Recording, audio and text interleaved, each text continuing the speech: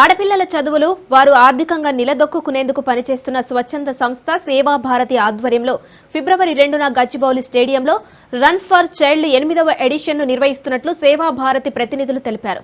Somajiguda press క్లబ్లో run T shirts, medals ఆవిష్కరించారు. ఈ సందర్భంగా సేవా భారతి ఉపాధ్యక్షురాలు సుమలత, ప్రధాన కార్యదర్శి జయప్రద, చంద్రశేఖర్ రెడ్డి, స్వప్న మహేరియా ప్రజలకు కీలక సందేశమిచ్చారు. ఫిబ్రవరి 2న ఉదయం 5:30 213, 6 గంటలకు 106, 6:30 5K రన్లు నిర్వహిస్తున్నట్లు తెలిపారు.